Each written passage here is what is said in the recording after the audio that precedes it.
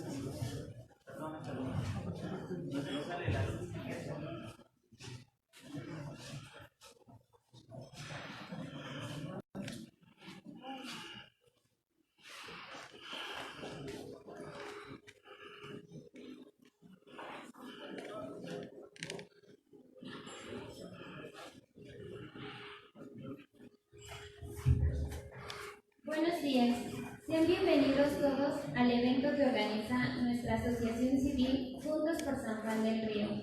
Antes de dar inicio, agradecemos amablemente bajar el volumen de sus teléfonos celulares. Agradecemos su participación en esta magna conferencia impartida por el doctor Santiago Nieto Castillo, titular de la Unidad de Inteligencia Financiera de la Secretaría de Hacienda.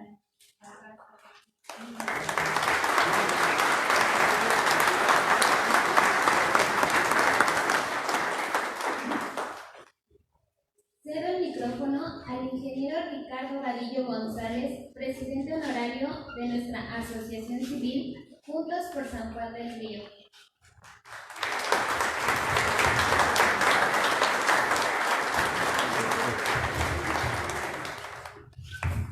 Compañera. Saludos con afecto. a cada uno de los aquí presentes. Bienvenidos todos, buenos días. Es un gusto compartir con ustedes este evento en el que, atendiendo los protocolos de seguridad, que hoy tenemos un número reducido de invitados. Gracias por estar aquí y atender nuestra invitación. Doctor Santiago Nieto Castillo, titular de la Unidad de Inteligencia Financiera de la Secretaría de Hacienda, sanjuanense destacado del Gobierno Federal, muchas gracias por su disposición y apertura, por participar con la Asociación Civil Juntos por San Juan del Río y compartir su conocimiento y experiencia con nosotros. Agradezco también al señor Alfonso Hernández Patiño por su colaboración y apoyo para la realización de este evento el día de hoy, como anfitrión, y a todo mi equipo de trabajo para la realización de este evento. De igual manera, a los medios de comunicación que se encuentran presentes. Estoy seguro que la suma de voluntades nos permitirá dar pasos firmes que contribuyan al desarrollo social que todos buscamos en nuestro municipio. Con ánimo renovado, nos unimos esta mañana para compartir uno de los temas que importan a los sanjuanenses y a todos los mexicanos. Son estos espacios de diálogo que hacen posible el intercambio de experiencias de las distintas realidades locales y regionales. Hagamos de este encuentro una oportunidad para escuchar las ideas que contribuyen a la construcción del poder público responsable. Aprovecho la oportunidad para reiterar nuestro compromiso y juntos seguirnos cuidando. Por eso nos sumamos a la cultura de la seguridad y salud de los sanjuanenses, y con la ayuda de la Asociación Civil Juntos por San Juan del Río y la Fundación Ferbel, que preside el licenciado Edgar Beltrán Barona, aquí presente. Me es grato compartirles que durante los próximos meses estaremos monitoreando los principales síntomas del COVID-19, tomando la temperatura y, de ser necesario, aplicaremos pruebas gratuitas del COVID-19 entre la población, con el único objetivo de detectar posibles contagios y reducir el número de infectados entre los habitantes de nuestro municipio. Desde nuestra trinchera seguiremos realizando acciones que nos permitan impulsar el cuidado de nuestra gente, atendiendo necesidades actuales, impulsar el desarrollo económico de nuestra región. Muchas gracias a todos por su participación. Una vez más, sean todos bienvenidos. A continuación, cedemos la palabra al doctor Santiago Nieto Castillo, titular de la Unidad de Inteligencia Financiera de la Secretaría de Hacienda, y nuestro paisano, el cual les pido un fuerte aplauso.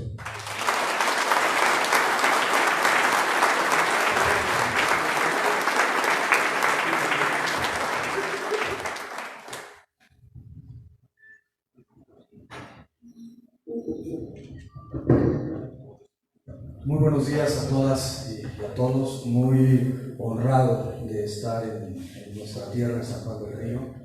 Agradeciendo al ingeniero Ricardo Darío la invitación para poder estar aquí, por supuesto, a Alfonso Hernández Patiño por la anfitrionía en este evento público relacionado con las funciones que es la Unidad de Inteligencia Financiera durante el gobierno del presidente López Obrador. Creo que es muy importante lo que acaba de mencionar el ingeniero Ricardo Vadillo, la necesidad de cumplir con los estándares establecidos por la Secretaría de Salud a nivel federal y que nos obligan a tener un evento en estas condiciones.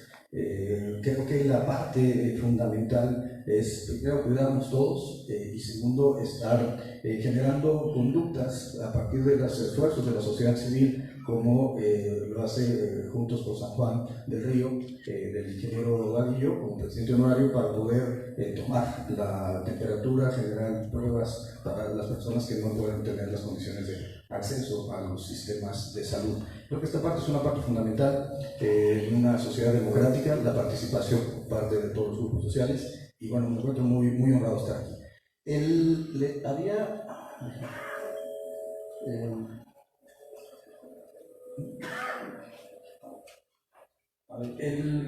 Un poco planteando el porqué de estar aquí en San Juan del Río. Primero, eso,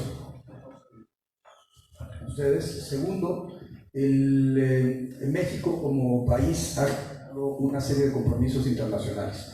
Firmamos la Convención de Palermo, la Convención de Viena y la Convención de Mérida contra la corrupción, y eso nos obliga como Estado mexicano a generar una serie de políticas públicas de combate al lavado de dinero, a la corrupción y evidentemente a los grupos delincuenciales.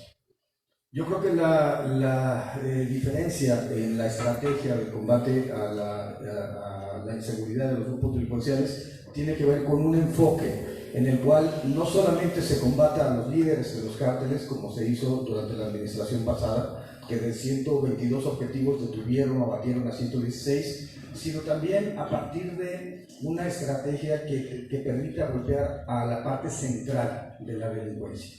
Y esto significa el golpe a las estructuras financieras de los grupos delictivos.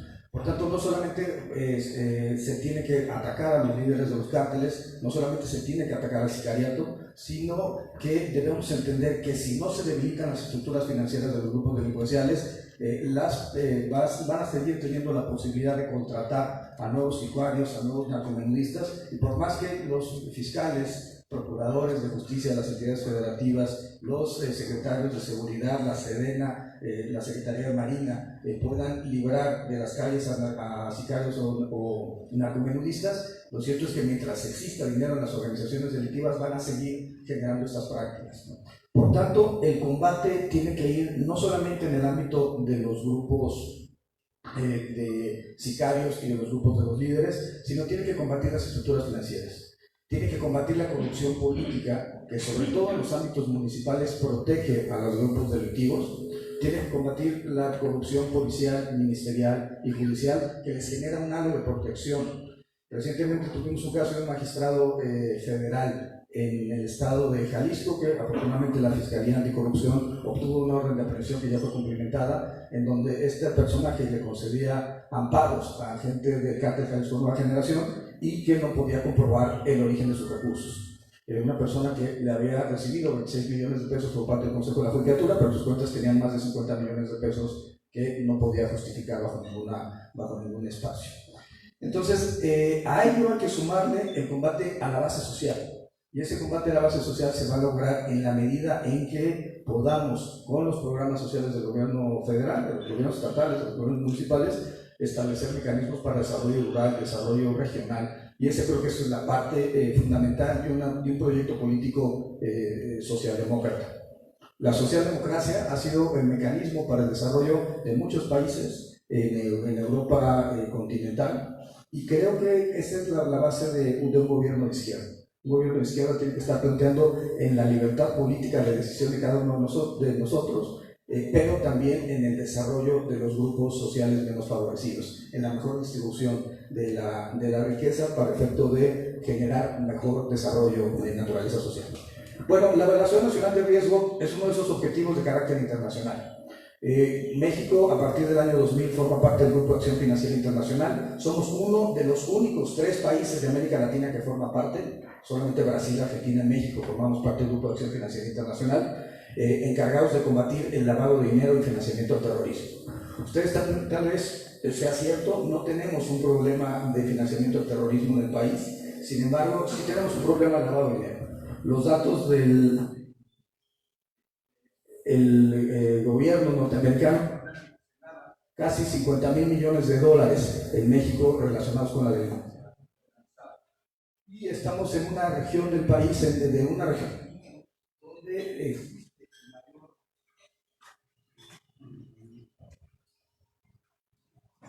donde existe el mayor número de casos de lavado de dinero. Por tanto, México forma parte de Gafi, y Gafi en la recomendación 29 obliga a los estados parte a generar una evaluación, una unidad central de inteligencia, en el caso de México, la unidad de inteligencia financiera, y en la recomendación 1 nos obliga a tener una evaluación nacional de riesgo. Y no solamente eso, sino a difundirla entre los grupos de contadores, de contadoras, abogados, abogadas, por supuesto grupos empresariales, personas que están vinculadas con la venta de autos, con la venta de blindajes, con la venta de arte, con la venta de joyas, evidentemente al sistema financiero del país. Por tanto, la obligación de la Unidad de Inteligencia Financiera tiene que ver con tener reuniones como la de hoy para poder explicar en resultados que hemos encontrado en esta evaluación nacional. ¿Qué hemos encontrado? Eso es lo que quisiera ver planteadas. Necesitamos, un poco esbozar en qué consiste la evaluación nacional de riesgo. El sistema financiero aporta información a la unidad de inteligencia financiera. Por otro lado, los sectores obligados por actividades vulnerables, incluyendo los notarios públicos, tienen que dar información a la unidad respecto a cuáles son los riesgos que existen en cada uno de los sectores. Esto nos obliga a incorporar la información por parte del Banco de México como órgano constitucional autónomo, por parte de la Secretaría de Hacienda y Crédito Público, particularmente la Unidad de Inteligencia Financiera. ¿Qué fue lo que recibimos? Si ustedes ven los datos que se muestran en la pantalla, durante el año de 2019 recibimos 9.8 millones de reportes de operaciones relevantes. Significa operaciones financieras por más de $7,500.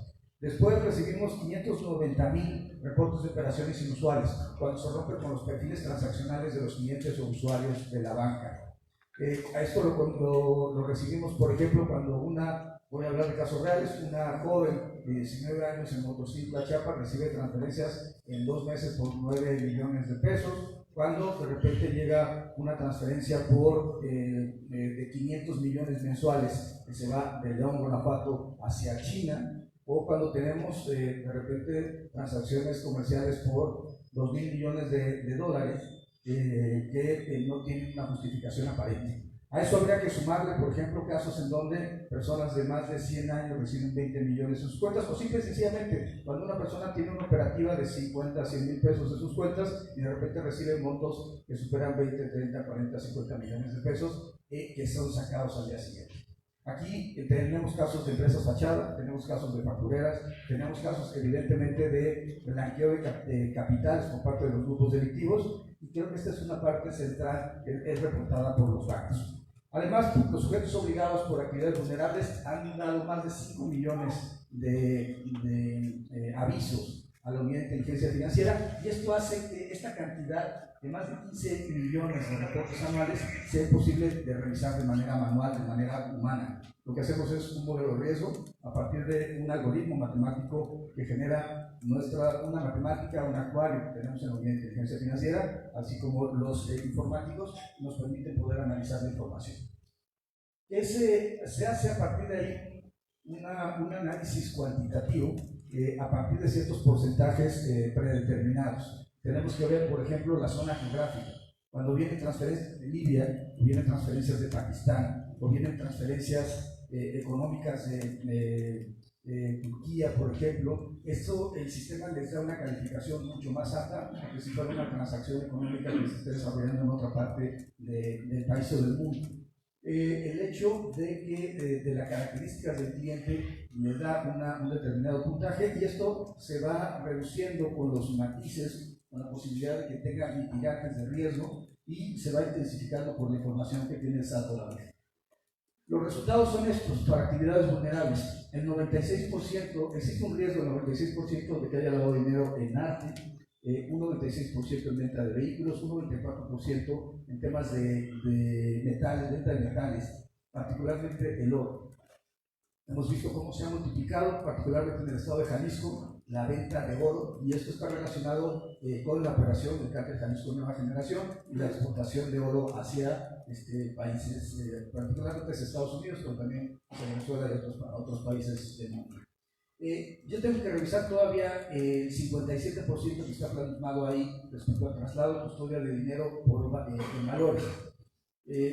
Tuve la fortuna de haber obtenido la única orden de aprehensión que existe en contra del señor César Duarte a nivel federal por un tema vinculado con corrupción, peculado y financiamiento ilícito de las campañas electorales.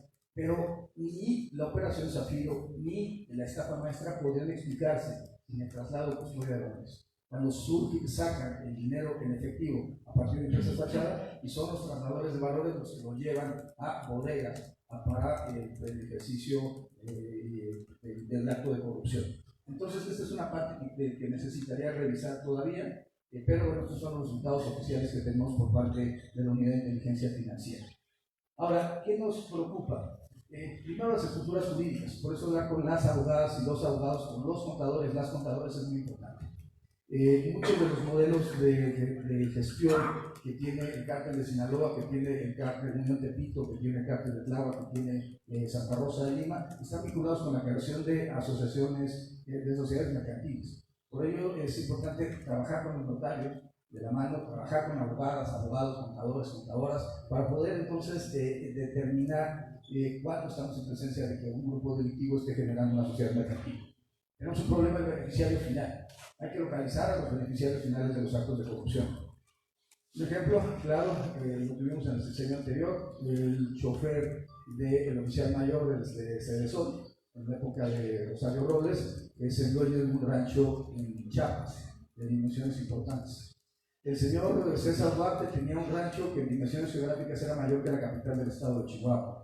Digamos, identificar a los beneficiarios finales es importante porque en muchas ocasiones los actos de corrupción están vinculados con un testaferro, con una persona que da el nombre, presta nombres, que termina teniendo las propiedades a su nombre cuando sabemos que quien las disfruta verdaderamente es la persona que está emanada de un acto de corrupción o que se encuentra en un espacio público. Y finalmente el tema de la impartición de justicia. Cuando se generó la evaluación, el informe de evaluación mutua de Gafi en México, fue en noviembre de 2017 y se publicó a nivel internacional en enero de 2018, se planteó que uno de los problemas centrales que tenía el país era que no estábamos consiguiendo un número importante de sentencias condenatorias en materia de lavado de dinero y decomiso de los bienes e instrumentos del delito.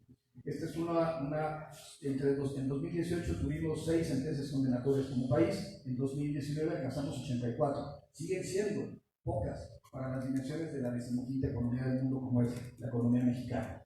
Ello nos lleva a la necesidad de empezar a revisar en dónde se encuentran estas estructuras financieras. ¿Y qué encontramos? Evidentemente el Jalisco, el Nuevo León, la Ciudad de México, son los espacios donde tenemos un mayor número de estructuras jurídicas creadas para apoyar a grupos delictivos. Afortunadamente Querétaro no se encuentra en esta gráfica, en esta tabla, sin embargo es importante llamar la atención de que no podemos ceder un solo palmo de terreno. El cártel Jalisco Nueva Generación está operando, el cártel Santa Rosa de Lima están operando en Querétaro y es necesario una coordinación entre la Federación, los estados y los municipios para detener estos grupos delictivos. Ahora, ¿dónde estamos hoy? Nosotros hemos presentado en lo que fue 2019 160 denuncias, mientras en 2018 hubo 82 denuncias ante la Fiscalía General de la República. Los montos decomisados, hasta este momento la UIF ha congelado en esta administración 7.400 millones de pesos a los grupos delictivos. El último congelamiento al cártel de Jalisco Nueva Generación fue de 1.000 millones. Sin embargo, entendemos que todavía es importante que esto llegue al aseguramiento ministerial y a partir de ahí al decomiso que puedan celebrar, acordar los jueces. Estamos en contacto con otro queretano distinguido, el egresado de la Universidad Autónoma de Querétaro, el doctor Jaime Cárdenas, hoy titular del Instituto para Devolverle al Pueblo lo Robado, para efecto de poder generar un abandono administrativo. Necesitamos evidentemente una reforma legal, se está platicando esto en el Senado de la República, para que de estos 7.000 millones a los que me refería, tenemos 2.000 millones que nadie ha reclamado. Y ese dinero nadie lo reclama de amparo, nadie lo reclama en garantía de audiencia, y ese dinero se lo quedan en los bancos. Creemos que ese dinero debe pasar a la Fiscalía de la Federación, debe pasar al Instituto para Devolverle al Pueblo lo Robado, y a partir de ahí se han utilizado en programas sociales, en desarrollo, en infraestructura, o en otro tipo de apoyos, por ejemplo, a los municipios o a los estados. Ahora, ¿qué es lo que hemos localizado? Primero, nuestro principal problema es evidentemente la delincuencia organizada. Tenemos 2 cárteles supranacionales, el cártel de Jalisco Nueva Generación y cártel de Sinaloa. Tenemos 8 cárteles que fueron creándose o desarrollándose de forma importante durante el sexenio anterior. En la Ciudad de México, Unión Tepito, el cártel de Tláhuac, pero están también los Guerreros Unidos en Guerrero, están los Viagra en Michoacán, tenemos a Santa Rosa de Lima en Guanajuato, Tenemos finalmente en Guanajuato uno de los focos más importantes de violencia en el país. El estado donde hay un mayor número de homicidios dolosos es Guanajuato. Estos grupos delictivos están no solamente generando acciones vinculadas con el tráfico de drogas, con el robo de hidrocarburos, sino se han ido multiplicando otro tipo de conductas, por ejemplo, el secuestro o la extorsión.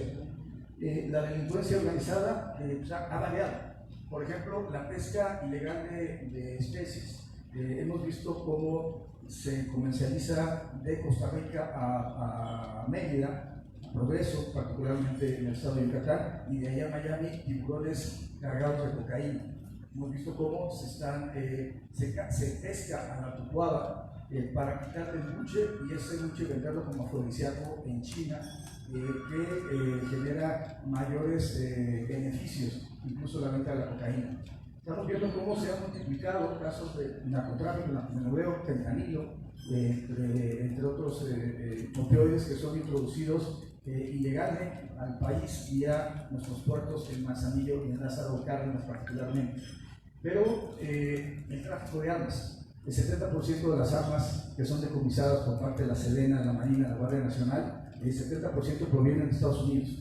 La estrategia que estamos planteando nosotros es demandar en Estados Unidos a los propietarios finales de esas armas por los homicidios que estamos viviendo en el país, particularmente a mí, en un caso en lo personal, que me preocupa y me ocupa, es el atentado en contra de Omar García Harfuch, la muerte de una ciudadana, dos ciudadanos mexicanos, en manos de los grupos delincuenciales, con armas obtenidas en Estados Unidos. La corrupción. La corrupción es uno de los principales problemas que tenemos en el país. 2018 y finalmente creo que la gran discusión en 2018, y yo creo que también en las elecciones de 2021, va a estar vinculada con esto. Un proceso de combate a la corrupción frontal en razón de la problemática a la que hemos alcanzado. Según Transparencia Internacional, nos convertimos en el país 138 de 180 países analizados como el más corrupto del mundo.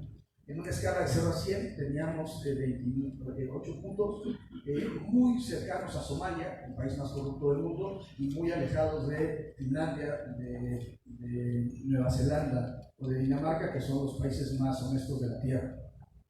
¿Cómo llegamos a eso? ¿Por qué Perú? ¿Por qué Brasil tenían 40 lugares por encima de nosotros? Yo creo que todo esto está relacionado con un apellido de origen alemán radicado en Brasil en la segunda mitad del siglo XIX, el apellido Odebrecht.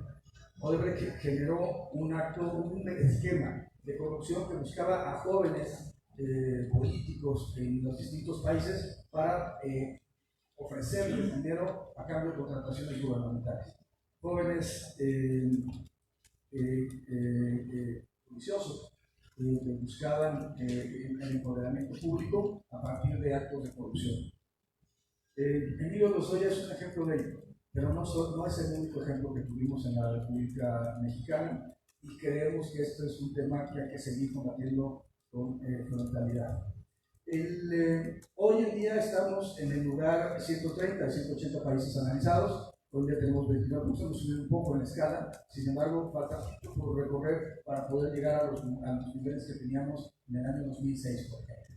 Ahora, la percepción sobre corrupción es un tema también relevante. El 91% de las personas en 2017 consideraban que vivíamos en un esquema de corrupción. Hoy en día esto se ha reducido. Y cuando ya hacemos el cotejo de la percepción de la corrupción respecto a las personas que efectivamente vivieron o sufrieron un acto de corrupción, tenemos una disminución que va hasta el 14%.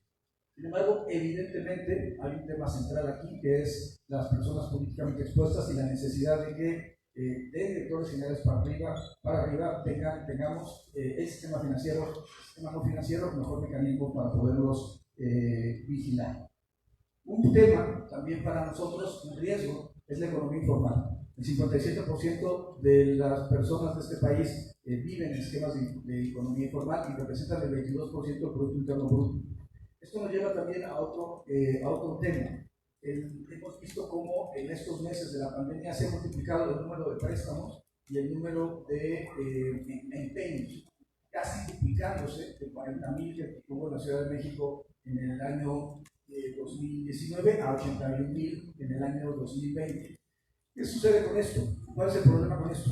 Que vamos a ver un proceso de pauperización y vamos a encontrar aquí un problema en donde las personas están pasando del préstamo formal al préstamo informal. Y esto nos puede generar usura y prácticas de afectación a los derechos de las personas que se quedarán terminando endeudándose de por vida. Y por ello creo que es importante las políticas de apoyo. Hay gente que ha criticado las políticas del presidente López Obrador del apoyo directamente a los grupos más vulnerables de la sociedad. Sin embargo, la estabilidad y la paz que hoy vivimos también tiene que ver con eso. Con cómo se hace llegar los recursos a gente menos favorecida de los grupos sociales. Riesgos emergentes. México es uno de los 6 países de América que mayor tráfico tienen de activos virtuales, de moneda virtual, de las criptomonedas. Y hoy en día el Banco de México, un órgano autónomo al que respeto evidentemente, no ha querido darle valor a esas monedas. Sin embargo, una memoria USB se puede llevar la gente en la criptomoneda y poderla materializar en cualquier parte del mundo. Y esto puede ser un riesgo para las economías de países débiles, financieramente hablando. Tenemos riesgos emanados del COVID. Los fraudes financieros se han multiplicado, 117% ha aumentado la pornografía infantil por el espacio que las niñas y los niños están teniendo en las redes sociales y en la red durante esta época de la pandemia. Estamos viendo cómo ha habido fraudes, ventas de productos falsos, de medicamentos falsos, de pruebas falsas a gobiernos, inclusive como sucedió en el estado de Jalisco. Y también como la delincuencia se mutó del ámbito físico al ámbito cibernético a partir particularmente de la usurpación de identidad.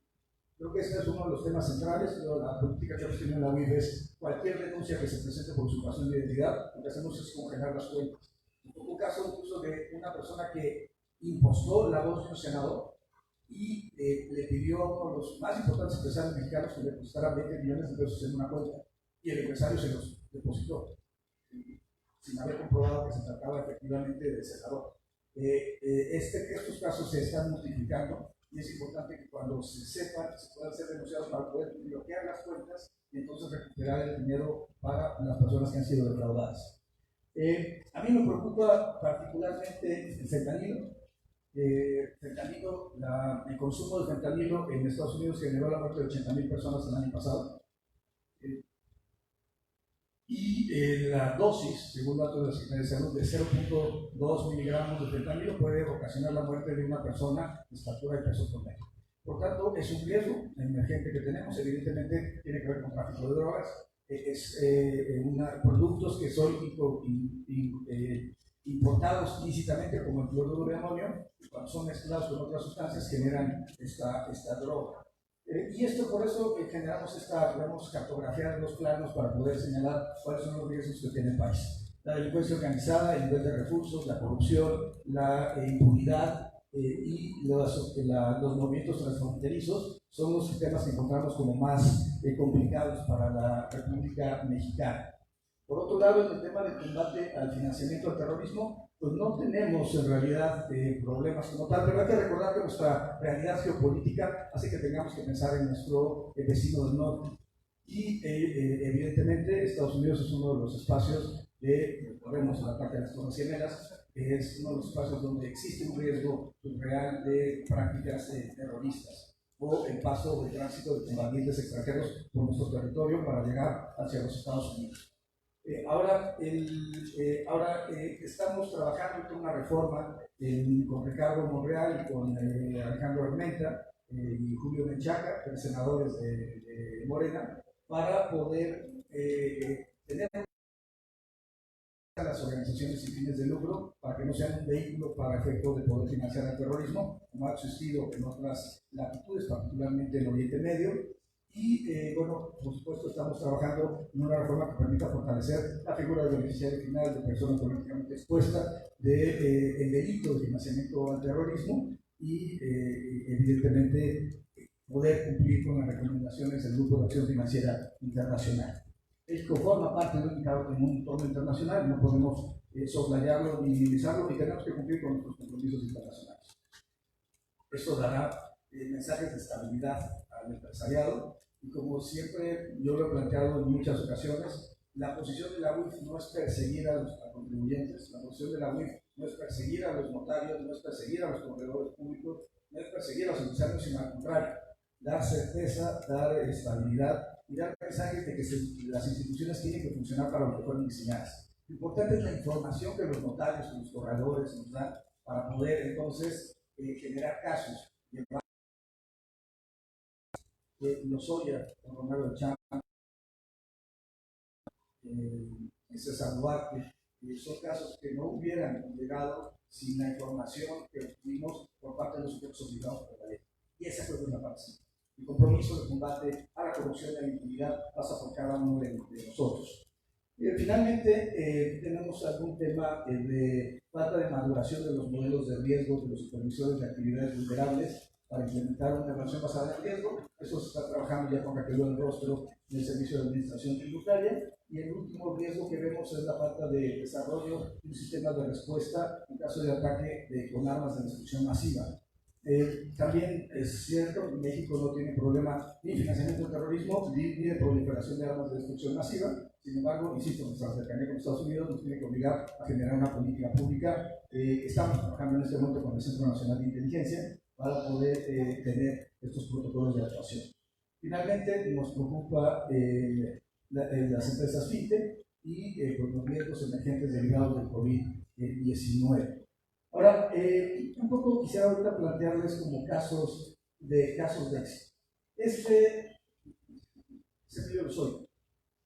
Ustedes pueden ver al centro, déjenme plantearlo aquí, pueden ver al centro esta figura, es Emilio Lozoya, esta es su esposa, aquí transferencia de 5 millones a una empresa Yoacani, constituida en México, que distribuye empresas fantasma. La esposa y la otra accionista de Yoacani, esta persona era integrante del Consejo Directivo de Altos Hornos de México. Altos Hornos de México le transfiere $3.8 millones a una empresa filial de Odebrecht, que termina bajando el dinero a una empresa constituida en Suiza por el señor Emilio Lozoya, Tochos. Esto es Odebrecht. Odebrecht había depositado $10 millones en Islas Vírgenes, en una cuenta de una empresa general de Islas Vírgenes, Latin American Holding Capital, y esta había cerrado sus cuentas cuando surge el escándalo de Lavallato y es transferida las cuentas a Tochos. Tochos en Suiza y empieza a hacer pagos. Cada una de estas líneas representa un movimiento financiero de más de $1 millón, más de $1 millón, más de $1 millón de francos suizos, cada una de estas líneas, y es el modelo que fue utilizado para poder pagar la casa en Lomas de Chapultepec del señor Emilio Lozoya. Hay que recordar que Altos Hornos de México le vende a Pemex una planta que vale $50 millones y Pemex termina pagando $475 millones. Esta fue una de las primeras denuncias que presentamos en la UIF en contra del señor Lozoya y que hoy ha permitido al Estado mexicano, a partir de este procedimiento de extradición y aceptación por parte de la Audiencia Nacional en España, de la llegada a México del señor Lozoya. UHL, más de $1 millón transferido al señor Lozoya, Odebrecht, 10 millones. Este es un esquema de robo en alta mar de petróleo y aquí hay un esquema. Chicos, si ustedes quieren, de defraudación fiscal en nuestro país. Lavado de dinero, corrupción. Y el problema es la afectación. Al final del día, la corrupción genera concentración de riqueza, genera mala distribución de los ingresos y genera malos servicios. ¿Por qué tenemos malos servicios a nivel municipal? Generalmente es por los actos de corrupción que se dan en los ámbitos municipales, estatales, etc. Y esto es derivado de una política deficiente de combate a la corrupción y de combate a la impunidad. Yo creo que el tema central, la UIF sirve para combatir la corrupción, pero también necesitamos combatir la impunidad. Y eso se va a lograr cuando los responsables de actos de corrupción lleguen ante los tribunales. Lozoya es un caso, pero también tenemos casos, esto ya fue trabajado con el presidente de la Suprema Corte, por cierto, también queretano, Arturo Saldívar de la REA. Arturo Saldívar, cuando le llevé la información al anterior presidente de la Suprema Corte, no pasó nada. Cuando llegué con Saldívar, a los primeros 15 días habíamos generado ya un caso en el Consejo de la Judicatura, una denuncia, y localizamos cómo un abogado constituyó un despacho en Jalisco y promovía los juicios de amparo, por ejemplo, para la liberación del Mechito. Compraba vehículos de lujo, 12 vehículos de lujo que eran utilizados por el magistrado federal. Este magistrado federal, como lo dije hace un momento, hace un rato, tenía 76 millones de pesos en sus cuentas, solamente podía justificar 26 millones de pagos por parte del Consejo de la Judicatura Federal. Y era el vehículo utilizado para poder liberar a los grupos delincuenciales. Esta parte es una parte fundamental. Como mencionaba en su momento, si queremos tener una política integral, no basta con combatir a los líderes de los cárteles, hay que combatir las estructuras jurídicas que nos protegen, hay que combatir la corrupción política que les permite operar, sobre todo a nivel territorial, en los ámbitos municipales. Y hay, evidentemente, que combatir las estructuras financieras. Este es un caso de la estafa maestra. Pemex, en la época del señor Lozoya, contrata a una universidad, contrata en Tabasco, 73 millones, y esta empresa contrata por 80 millones a una empresa fachada. La empresa fachada, uno de sus accionistas es la esposa de un funcionario de Pemex, y bueno, alguien se queda con 3 millones en la universidad, pero le pasan 80 millones a la empresa, y esta empresa fachada lo que hace es sacar el dinero en efectivo. La metodología es una metodología deductiva. El dinero se encuentra en el sistema financiero y termina siendo depositado a partir de empresas fachadas o factureras, sacado del sistema financiero para poder manejarse en efectivo. Aquí tenemos el uso internacional de Estados Unidos y las disposiciones en efectivo de este caso vinculado con estafa maestra que ya fue denunciado. Este es un caso de corrupción en la Ciudad de México. Es muy interesante porque se trató de 1.500 millones de pesos en contratos del gobierno de la Ciudad de México en la anterior administración para efecto de que la Secretaría de Hacienda les devolviera el impuesto sobre la renta. El único problema es que Hacienda ya se los había devuelto antes de que se hicieran esos contratos. Es evidentemente un caso de corrupción.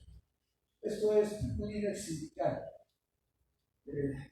No voy a decir el nombre, se apellida Romero de Champs. Y el Romero de Champs es un caso en donde tenemos disposición de recursos, generación de gasolineras, empresas en Estados Unidos, adquisición de bienes inmuebles en Miami, temas de defraudación fiscal y un ritmo de vida que no podría tener una persona con los ingresos de vida sindical, por muy importante que sea Pemex para México y para el sistema petrolero a nivel global.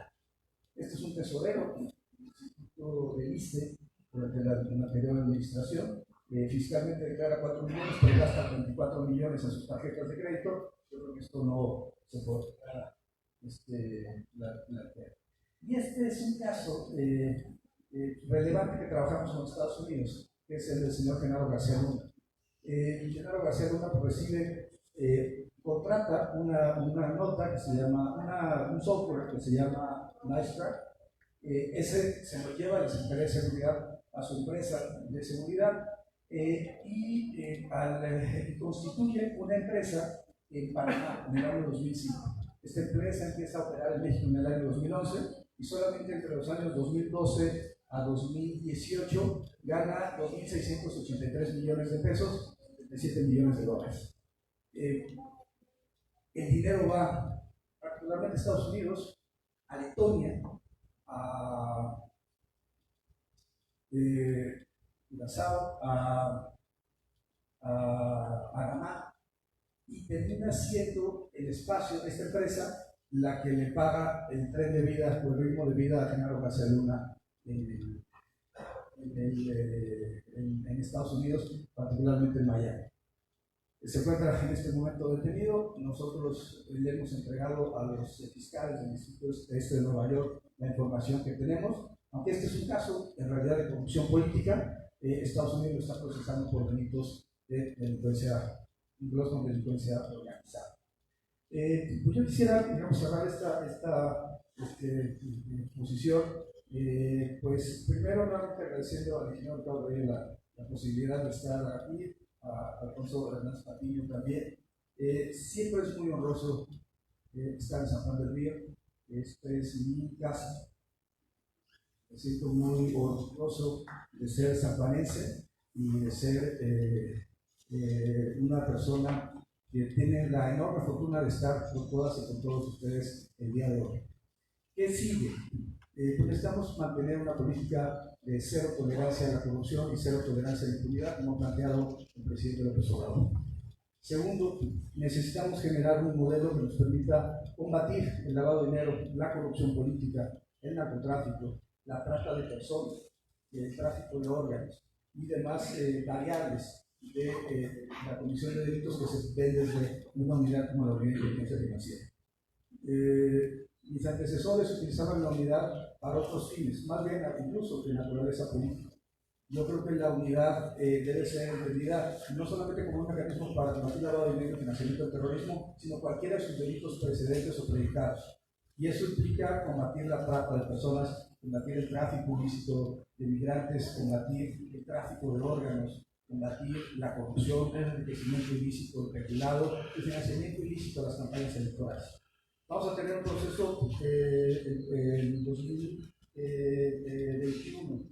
Hay 2 procesos electorales en este momento suspendidos en Coahuila y en Hidalgo, pero lo más importante es poder tener mecanismos que impidan la corrupción.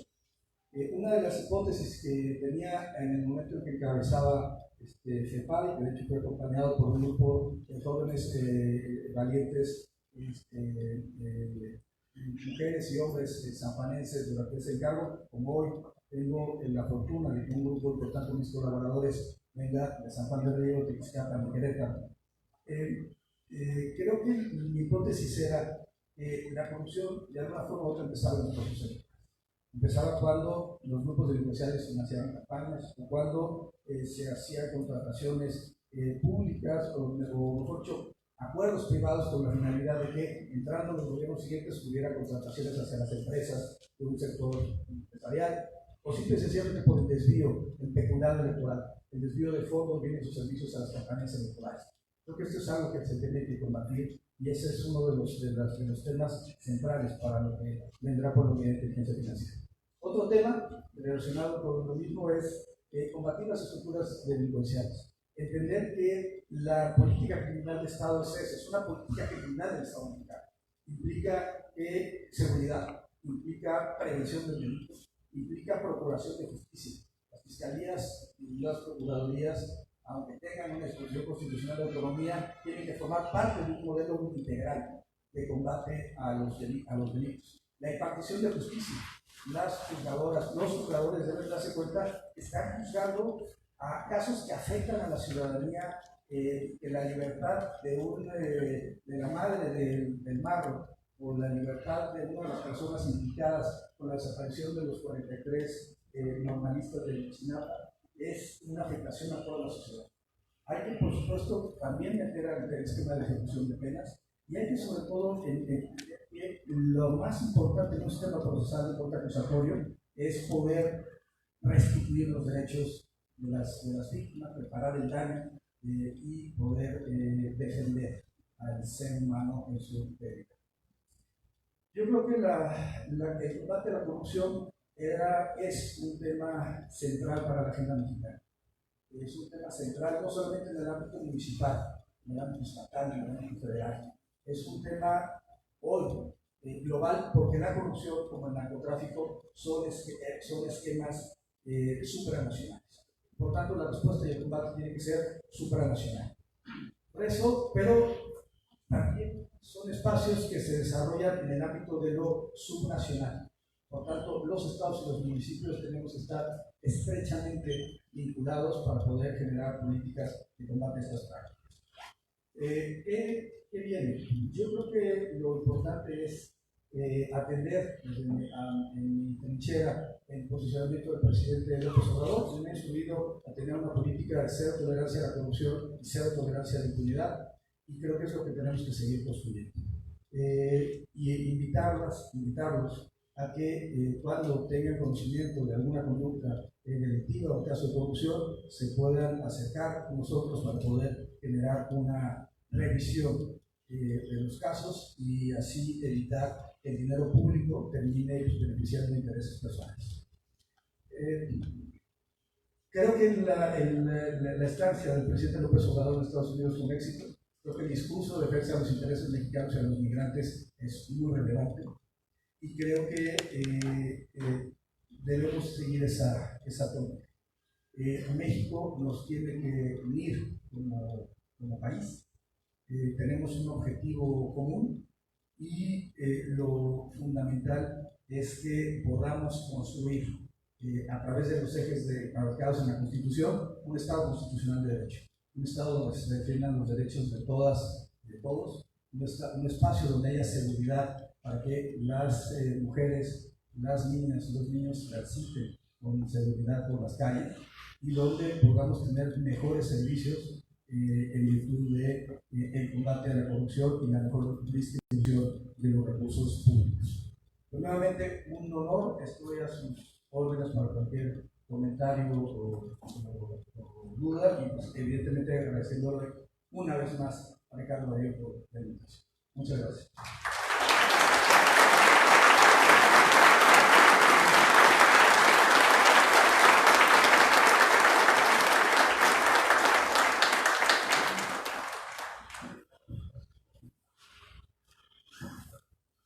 Pues buenas tardes. Si alguien gusta hacer una pregunta. Bien. Primero que nada, agradecerte la presencia de que estés aquí con nosotros. Estamos orgullosos de ti y nos sentimos muy contentos de que nos vengas a visitar. Muchas gracias. Yo tengo dos cosas. Primero, algo que no sé, de todos los actos que tú hablabas de corrupción o de algún tráfico, participan las familias, participa el papá, la mamá, los hijos, y de repente no es una persona, sino es toda la familia. Entonces no sé si el gobierno está haciendo algo para visualizar eso a nivel social, porque a esos niveles tú lo ves, pero también acá abajito es igual. Acá en San Juan del Río también participan todas las familias en detalles de ese tipo. Entonces hay un programa para atender ese tipo de situaciones, porque anteriormente, cuando nos pasaba, si llegara a pasar alguno de nosotros, lo reprimíamos a nuestro hijo si hacía algo indebido, y ahorita hasta lo apoyan. Eso es lo. Y por otro lado, lo que yo veo es, muy en particular con Emilio Lozoya, para ejemplificar, se castiga a los corruptos. ¿Tienen algo contra los corruptores? Porque se va a castigar a Emilio con su grado, pero a Odebrecht también lo van a lastimar, también lo van a buscar, porque eso es importante. Y a ese nivel, y también a los niveles de acá abajo, porque también aquí en San Juan de repente se dan algunas cosas que castigar al corrupto y al que corrupto. Pienso yo. Esa es una duda que tengo así, y pues muchas gracias por estar aquí con nosotros. Mi nombre es José Manuel Espinosa.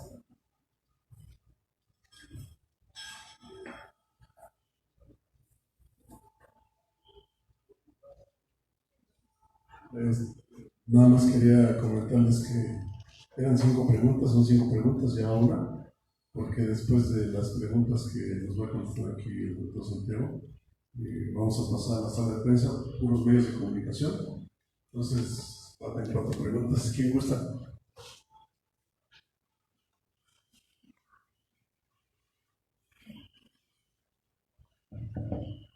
Doctor, primero agradecerle el que haya venido con nosotros los sanjuaneses a darnos esta cátedra.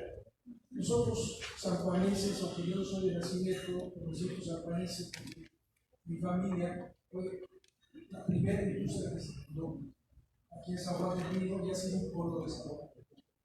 Mas, sin embargo, creemos que San Juan del Río puede detonar en muchos aspectos, como sería la industria, sería un centro médico para atender a toda la parte norte de la Ciudad de México y muchas otras cosas puede tener San Juan del Río. Pero nunca los gobernadores han atendido San Juan del Río, sino nada más dan atención a Querétaro. La pregunta es, ¿qué posibilidades hay de que pueda llegar alguien al gobierno del Estado que le dé atención a San Juan del Río para que realmente desarrolle sus potenciales? Muchas gracias.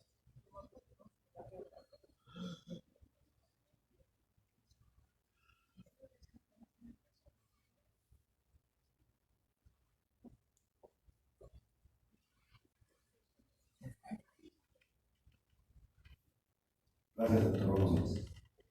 Doctor, usted lo escucho, regularmente está hablando a un nivel macro en cuanto al combate a la corrupción. ¿Tienen ustedes, usted tiene en mente alguna estrategia, algún plan para llevar la OIF a los municipios y por qué no a los estados? Hay un problema muy grave en nuestras comunidades, en los municipios, y por qué no sino en todos los estados. Los políticos del orden más bajo al más alto han visto y ven al gobierno como un botín. Vemos que llegan una mano adelante y otra atrás y salen riquísimos. Tenemos un problema aquí en San Juan del Río gravísimo, gravísimo. El narcomenudeo está desatado, la delincuencia no tiene control, la autoridad municipal brilla por su ausencia, pero vemos el enriquecimiento descomunal que han tenido en estos casi 5 años de gobierno. Doctor, a mí me gustaría muchísimo que se combatiera la corrupción a nivel micro, es decir, municipal, que se implantara, no sé si exista, que tuvieran una unidad en los municipios para poder vigilar esos actos de corrupción que tanto agravian a la sociedad. Si en algún momento determinado el ciudadano se siente agraviado, acude a las fiscalías. En el caso particular de Querétaro, créanme, para la Fiscalía General de Justicia del Estado de Querétaro ya nada es delito. Vamos como abogados, denunciamos, hacemos, incluso en flagrancia. Y a los 2, 3 minutos, 2, 3 horas, 4 horas, un día, 2 días están en libertad. Y con plena impunidad, en flagrancia han sido detenidos y los dejan ir. Nos vemos muchas veces impotentes, agraviados, dolidos, con un rencor que no se imagina, doctor. Nosotros, finalmente, los abogados vivimos de esto, pero no vemos respuesta del gobierno estatal y, por supuesto, menos del gobierno municipal. Muchas gracias.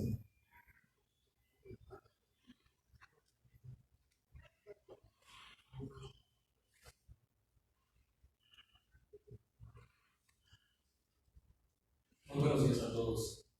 Quiero reforzar un poquito lo de mi antecesor. Creo que es importantísimo empezar a atacar la delincuencia y la corrupción desde la parte más pequeña, que es el municipio. Ya lo tenemos más allá del municipio, ya lo tenemos en las comunidades, pero habría que empezar en el municipio. Yo quiero preguntarle, doctor, se ha hablado mucho de que ya se autorizó la ley de extinción de dominio. Y creo que es un instrumento donde pudiera de verdad dar resultados eficaces para toda esa gente que se haya enriquecido ilícitamente. Aquí tenemos ejemplos varios. Sería todo, solamente quiero, con el permiso de los presentes, una anécdota.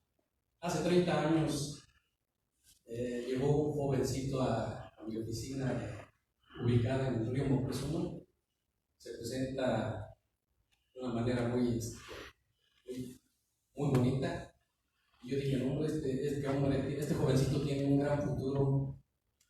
Quiero decirle que no me equivoqué. Santiago Nieto tuvo una visita en mi oficina, muy jovencito de 17, 18 años. Y para mí ya era una persona que se proyectaba a futuro. Creo que no me equivoqué. Y lo quiero felicitar ampliamente y decirle que los sanjuanenses de verdad estamos orgullosos que gente como usted esté poniendo orden en este país tan corrompido. Muchísimas gracias y de verdad muchas felicidades. Gracias por aportar cosas tan importantes para el país.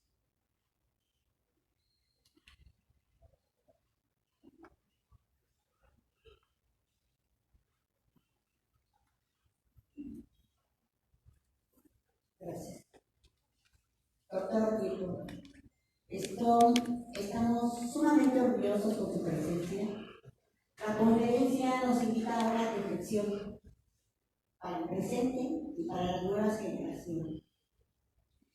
Yo en este caso, doctor, quiero decirle de las personas que hacen fraude a los grupos más vulnerables.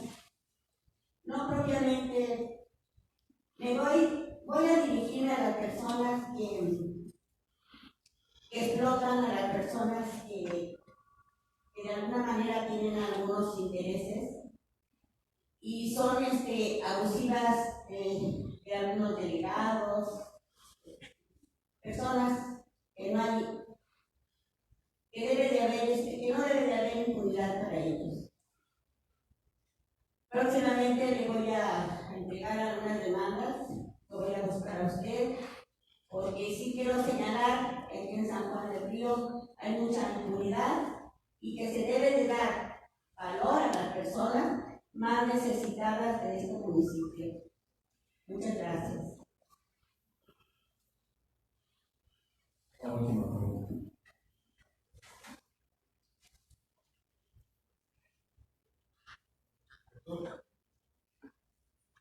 Es acerca de otro caso también de corrupción. Es sobre el tema de la administración tributaria. Hubo una acción que agravió a los queretanos respecto a las facultades y exceso de atribuciones que se tomó el presidente municipal de Colón, el señor Alejandro Ochoa, al condonar casi 1.000 millones de pesos al señor Diego Fernández de Ceballos.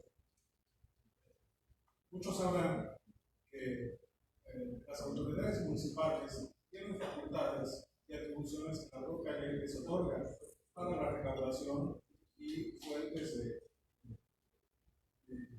impuestos.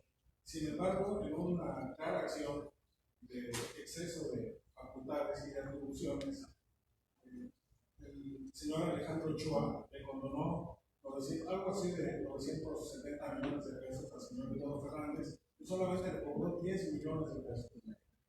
Esto es un agravio para todos los ciudadanos queretanos y se ha quedado en la impunidad.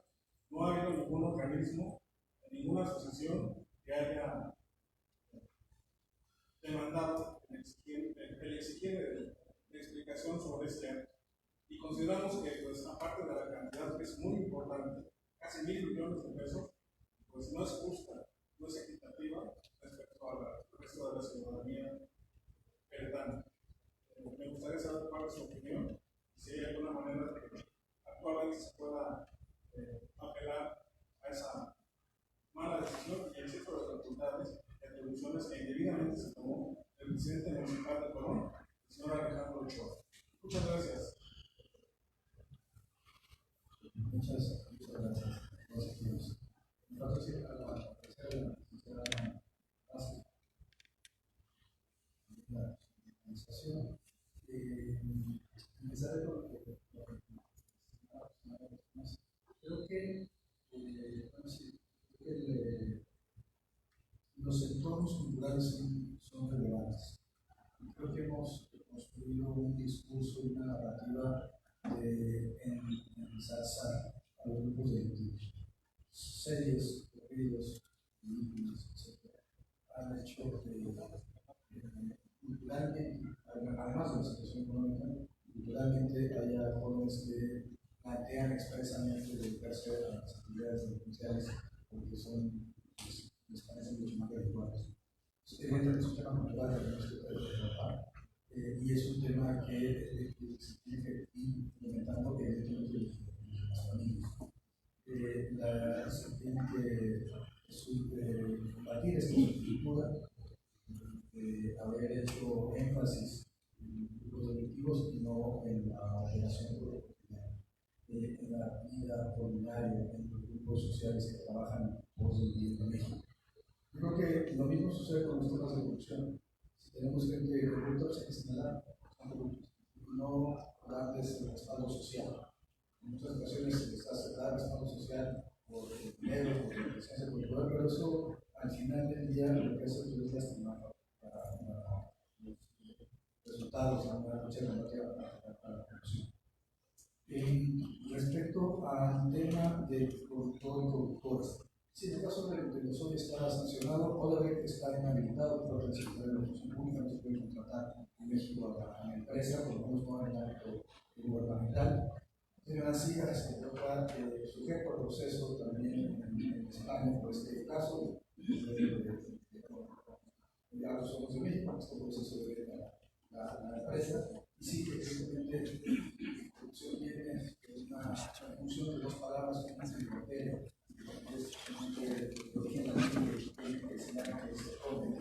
Interrumpiremos un momento la transmisión para dar pie a la rueda de prensa, que en un momento se hará.